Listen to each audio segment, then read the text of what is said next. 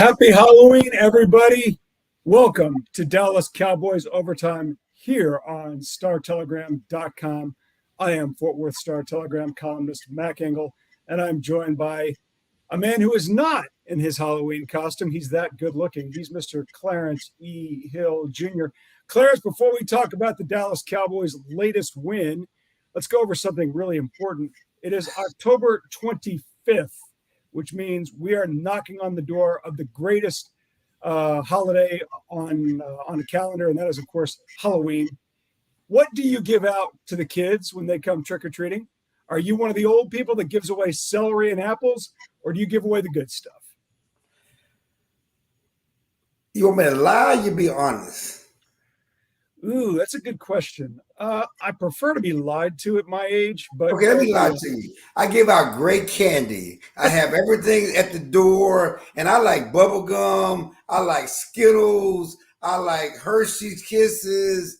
That's when I go trick-or-treating, excuse me. Since I've been divorced, I really am not the trick-or-treating household. When I was married, you have the light on?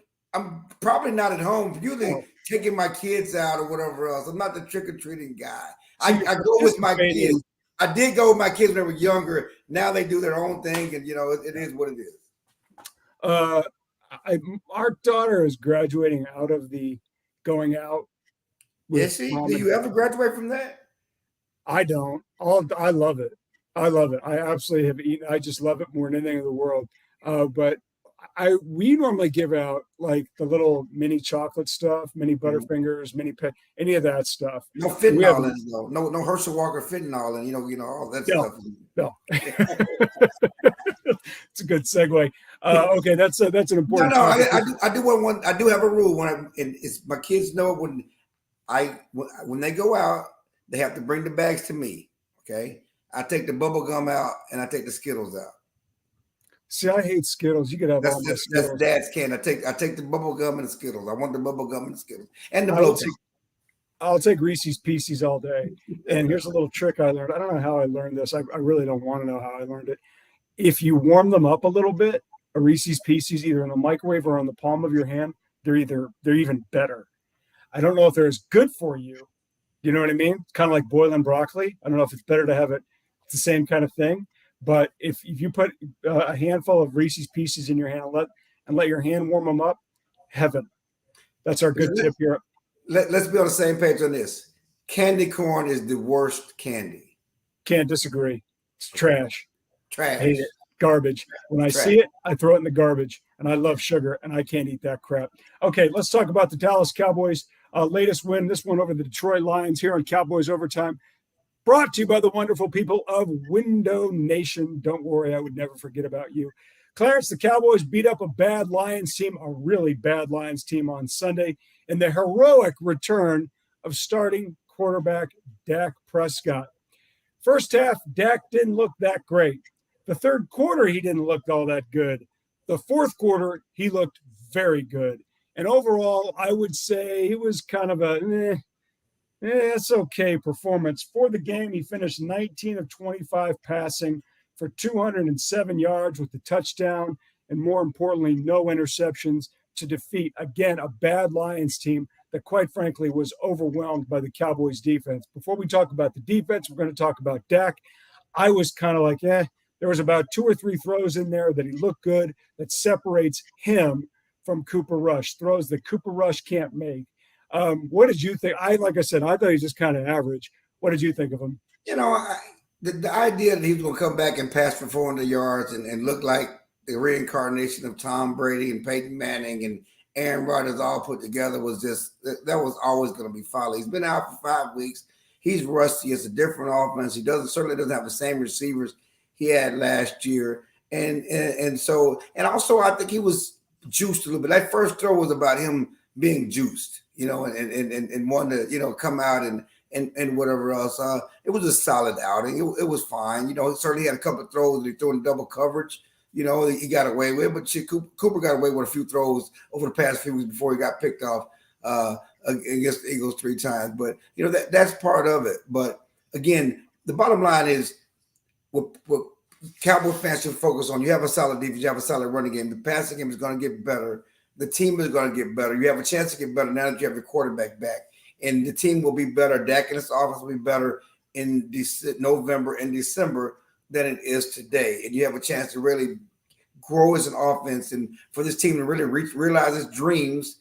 And let's be honest, I really think the dreams are legitimate, more real this year than they've been in a long time. They're legitimate. Just because you said the Lions are bad, it was a bad team. Who's good? Who in the NFC, who's good? The longest time we could say Tom Brady, yeah, or Aaron Rodgers, but I think anybody who's watched them the past 5 or 6 weeks, they don't look the same. I mean, Tom Brady's a 45-year-old man. Eventually, it was going to get him. Aaron Rodgers, they've taken so much away from him. The roster's really not that good. And imagine that. Aaron Rodgers can't make plays without help. Imagine that. I mean, if you make that much money, you should make up for all the deficiencies. Hey, look, it does work that way. Clarence, it works that way. We've talked about it here. You've talked about it with Dak Prescott. You're the $40 million quarterback. You've got to be a little bit better than that. You take away, and the problem that I have with Aaron Rodgers, and I understand that you do it till he shows you that he can't. And Aaron Rodgers last season was spectacular. Tom Brady last season was spectacular. And this season, they're not. Leading to your point, well, who's really that good? Nobody. I mean, they're all in the AFC. 6-1, and the Cowboys beat them by double digits at home when they had their best receiver and the quarterback was healthy. Yeah, you can't argue with that point. The really good ones, like the teams where there's a gap, they're all on the other conference. They're not here in the NFC. The NFC, you could make an argument for 5 teams that would go win the NFC championship game. And to say that Dallas isn't one of them is preposterous. And that big reason isn't so much Dak, it's the other side of the ball, where Micah Parsons and that defense continues to kill other teams. This week, Dan Quinn, the Cowboys defensive coordinator, said he challenged Micah Parsons to be better. And at this point, Micah Parsons is already, if he's not the best defensive player in the league, he's in the top 3. And Micah Parsons said, challenge accepted. They went out and they emasculated Jared Goff and the Lions. They forced the Lions into 5 second-half turnovers. 5. You normally don't get those in 3 games combined, let alone a half. Now, that tells you how good the Cowboys' defense is and just how bad the Lions' offense is as well. But it's deeper than that. It's not just about the 5 turnovers. It's not just about, bludgeoning the Lions with 5 turnovers. Because the Lions ran the ball well. They were in that game. The thing that set that game apart and what's going to set the Cowboys apart is the relentless nature, and what is what Micah Parsons has inside, his ability to coach. The game-changing play in that game was a screen pass where Micah Parsons rushed the passer, okay? And the Lions were driving. He rushed the passer. They threw a screen to the tight end. He chased the tight end and tackled him at the 1-inch line. Okay, Mike McCarthy, I thought it was a touchdown. Everybody thought it was a touchdown. Micah Parsons, the best player on the team, went from rushing the quarterback, chased him down a 70-yard run from 1-inch line. You think, okay, well, they're going to score on the next play. It's not a big deal at the 1-inch line. DeMarcus Lawrence breaks through and knocks the ball loose, gets a fumble turnover. 3 more turnovers come in the fourth quarter, and we say, well, the Lions were bad. No, that's Micah Parsons. I can't argue with that, and it's not just that play because there was other play. He didn't get a sack where he should have been credited with. Yeah, but it's his relentless nature. He is, watching DeMarcus Ware was a lot of fun when he was in his prime with these guys. This guy's better than DeMarcus Ware, and that says a lot because DeMarcus Ware is going to go to the Hall of Fame. He's 6'3", 250, runs a 4.3. I've never seen. The speed, the way. I'm trying to think of an athlete. I'm trying to think of an athlete that I've seen that's any better than him because we start talking about the best. There is no best. You get into a conversation. It's just a conversation of who is amazing on, and maybe who might be just a little bit better on a Sunday, and now the other guy's a little bit better on Monday. And I'm trying to think of athletes that I've covered in 20 plus years who are any better than Micah Parsons. Deion, you covered Deion. I didn't cover Deion. I watched him. I can't think of anybody any better than Micah Parsons. Can you? No, I mean, again, It's all right because I just did a story on Emmitt Smith, and Emmitt Smith is not a guy that's the most talented, but he was the most productive running back ever in history. And so, how do you measure it? It's all subjective. So, we don't need to do the comparison thing. We just say Michael Parsons. It's not about comparison, but I am curious. Well, Michael Parsons is a bad boy. Clarence, real quick before we go to break here, who else are the athletes that you've covered, college or pro or even high school? Deion was a great athlete. The speed, what he did to play offense and defense. You have to put Deion at the top of that. The thing that makes Michael Parsons is just because his size, and to be a defender at 6'3", 250. We've not seen anything like that. No, not in a long, long time. Real quick before we go to break, Clarence, the Cowboys did suffer one major loss on Sunday, and that is the status of defensive back Jordan Lewis, who suffered a foot injury. He had Liz Frank surgery on that foot that night on Sunday night. It's a tough break. He's a great guy. He made a lot of good plays for this Cowboys defense over the last few years, this year especially. Who can they expect to replace him with? Is it going to be Deron Bland or somebody else? Deron Bland, a rookie from Fresno State. He's been good in training camp. He's been the best of the rookie defensive back in training camp. He's been really their fourth, fifth best defensive back, on the team since training camp. And I would have him he's played better than Kelvin Joseph. He played better than Deshaun Wright, and he's going to be the guy that's going to get the first opportunity out there to play in the nickel defense. His star is rising. Listen, they're gonna miss Jordan Lewis, one of the great people in that locker room. He's a great guy to talk to. Love Detroit, love Michigan. I guess it's fitting. He was a captain for the game. He had a big interception, a game-stealing interception. On the play, he got hurt against the hometown team. I feel for him. He's going to come back. But yeah, Jordan Lewis is one of the great guys in the locker room. But Deron Bland is going to get the first shot to replace him. Okay, thanks for that update. Coming back, we'll talk a little bit about Zeke Elliott. But first, a word from our great friends at Window Nation. Window Nation, the star of window replacement and proud partner of the Dallas Cowboys, can help you fill the house this season with savings. Buy 2 windows, get 2 free, and make no payments and pay no interest until 2025. Fill your house for a customized authentic Dallas Cowboys jersey while supplies last. You could even help fill the Cowboys house and win tickets to a game. Visit windownation.com/Cowboys now for details. Call 866-95-NATION. Window Nation, proud partner of the Dallas Cowboys. Thank you very much, Window Nation. All right, we will talk a little bit more about the Dallas Cowboys offense and specifically a narrative that only Clarence E. Hill Jr. likes to bring up, and that is people are somehow questioning the toughness of Ezekiel Elliott. This is the dumbest thing I've ever seen. No one's ever questioned Zeke Elliott's toughness. Don't get lost in the title. I didn't say that people. That's your text message to me. It was not. This calm phone. Down. I just first of all, that's my daughter, by the way. Can you see the outfit she's wearing? Those are the Clubber Lang shorts. Is it Halloween already? What are we doing? It was last year. So this is a true story. I like boxing and I love, so I do boxing workouts. And during COVID quarantine, I was really bored. So I bought these shorts and it was like from some manufacturer in Southeast Asia. God, I don't even want to know who made them. So they sent them and they were too short for me. So I'm like, here, Viv, put these on, see how they fit. So she put them on. And let me see if I get the screen of it. So that's the screen. That's what my daughter looks like in the Mr. T Clubber Lang shorts from Rocky 3. Anyways, let's go on. This is my daughter at homecoming since we're doing daughter pictures. Is that Howard? Yes. The other one is Howard homecoming. What about the other one? The other one. I got a picture senior of her in high school. My picture. I got too many pictures of Jerry Jones. I know you do. Don't worry about it. Don't worry about it. Show me my other daughter going to the homecoming dance at Trinity High School. That's the most depressing, beautiful thing I've ever seen. I remember when your daughter was scared of my dog as like a 2-year-old. She was terrified of the dog. And now she's a senior, beautiful senior in high school. Getting There's dad and daughter. That's a beautiful picture. That's a great shot. Okay, apparently Clarence E. Hill Jr. is responding to some message and things in his brain that are somehow people are saying Zeke Elliott isn't tough. Nobody ever said that. Against Detroit, 15 carries for 57 yards. Stop talking.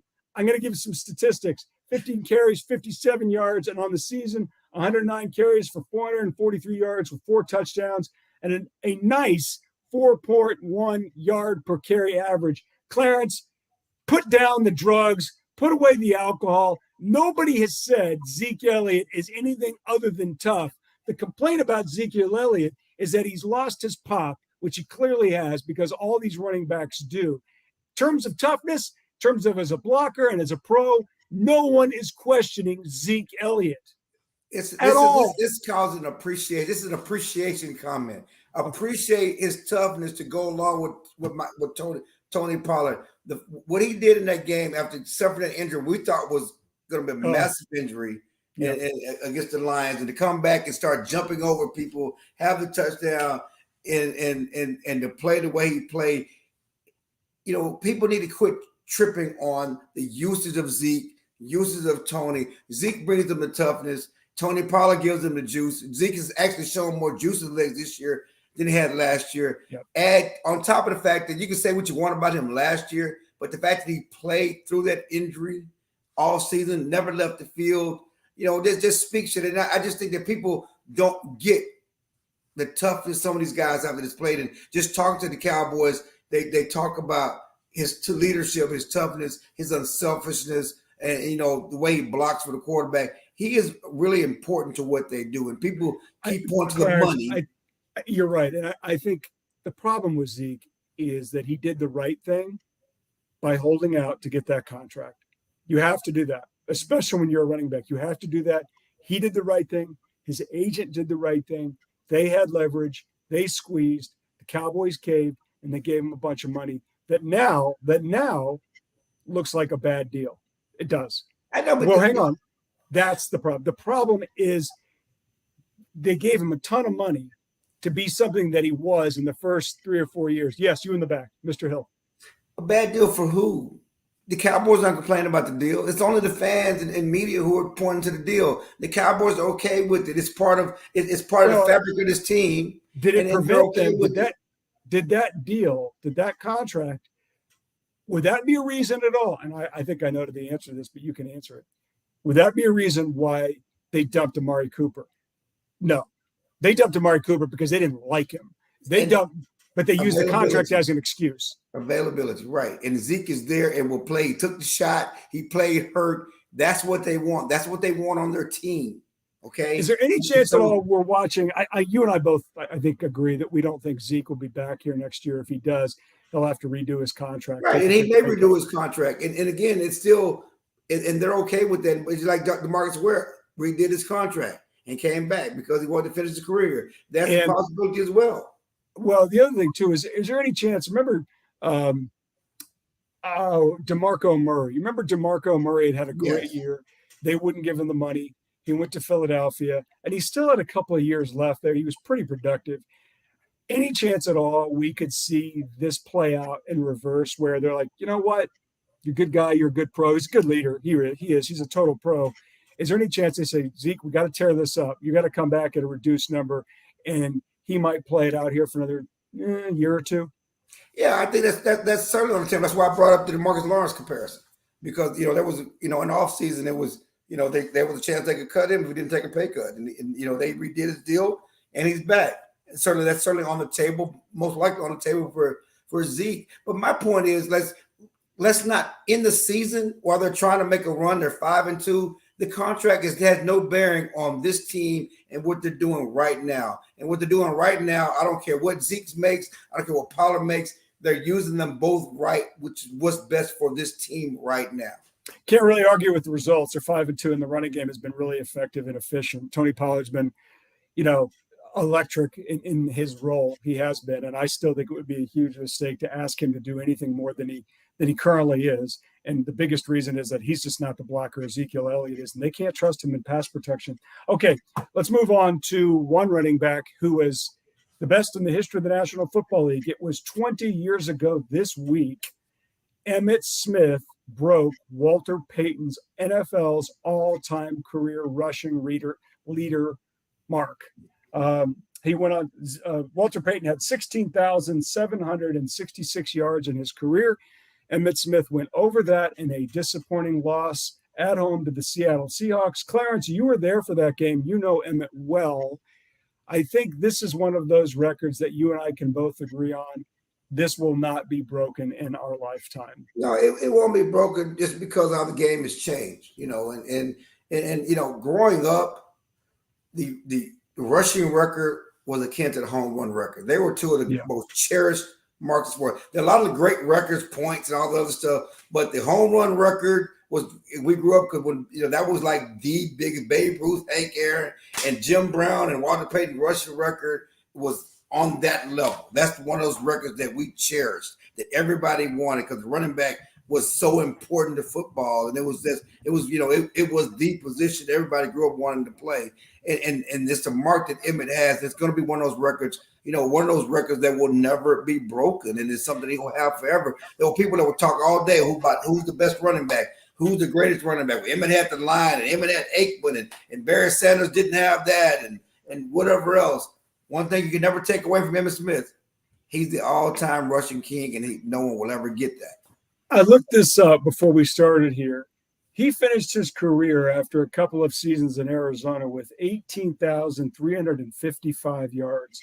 Second place right now is Walter Payton's number that I mentioned, 16,766. There's another guy on here I absolutely loved, and I thought maybe he might have a shot, but it just didn't work out. Frank Gore, who now is basically a boxer, 16,000 yards. Then you go to Barry Sanders, who I think could have had it had he not retired when he did, 15,269 yards. And then we finish it up with a guy who might have had it, he lost some time for a suspension and some other things. Adrian Peterson, former Oklahoma star, 14,918 yards. The one thing about this record that stands out to me, it's not just that the game has changed where they're passing more now. It's the fact that running backs just don't last as long as Emmitt Smith did anymore. Like if Zeke can squeeze out 8 years, that's a great career. Todd Gurley just retired. He was one of the best backs in the NFL there for 3 or 4 years. Yeah, and just basically retired. Yeah, that's part of it. They don't use backs the way they did. They certainly use more tandems as they are. We talked, Mike McCarthy about it, just talked about how it's best for the team to use a tandem so they'll be fresh in the playoffs. But again, Zeke was healthy. He had a great line, but he stayed healthy. Great lines don't guarantee health, and he never had a major injury. You're talking about Emmitt. Emmitt, I'm sorry. Yeah. Emmitt never had a major injury in his career. I'm sorry. He stayed healthy, never had a major injury in his career. The thing with Zeke is he just passed 10,000 yards. Wow, his first couple of seasons when he had the rushing titles, and you think, okay, this guy's a surefire Hall of Famer. He's going to be up there rushing. It's the same thing with Todd Gurley, and they just fall off a cliff. And so it helps you appreciate what Emmitt did even more. Yeah, it was an amazing career. It really, really was. Okay, this has been a lot of fun. Clarence, real quick prediction time. Dallas Cowboys host Justin Fields and the Chicago Bears, who pulled off a pretty big upset last night in New England against the Patriots. Upset over 3-14. That's how we look at it. Well, it was an upset because I think the line was Patriots by 7. I know it was. I'm just saying that. You're right. Technically by Vegas standards, they were 3-4 playing with a rookie quarterback from Western Illinois, Carolina somewhere. Western Kentucky. Formerly of Houston Baptist. Then he went to Western Kentucky. And he's from Victoria, Texas. And he's from Victoria, Texas. That's right. So I know Texas all about produces a ton of pro quarterbacks. And they finally have one. I forgot that. Texas finally has an NFL starting quarterback. Sam Ellinger will start for the Indianapolis Colts on Sunday. Okay, Clarence, Chicago comes into town. They're an underdog. Dallas, Chicago, who do you got? Cowboy fans do not take Chicago lightly. They have a salty defense. They have a strong running game. We know the Cowboys' weakness on the Cowboys' defense is running game, and that quarterback is a wild card. You can't replicate that speed in practice. But the NFL schedule makers did them no favors. They had them go to New England on Monday night, come to Dallas on a short week, 2 road games, come back to Dallas on a short week. They may be tired, they may be beat up, and that might be the perfect recipe for this Cowboys defense to win going away 20-10. Okay, I think the Cowboys win. I don't think they cover. Don't ask me for a final score. He is Mr. Clarence E. Hill Jr. I'm Mac Engel. For all of your Dallas Cowboys coverage needs, you check us out on StarTelegram.com. Thank you very much, Window Nation. We will see you next week.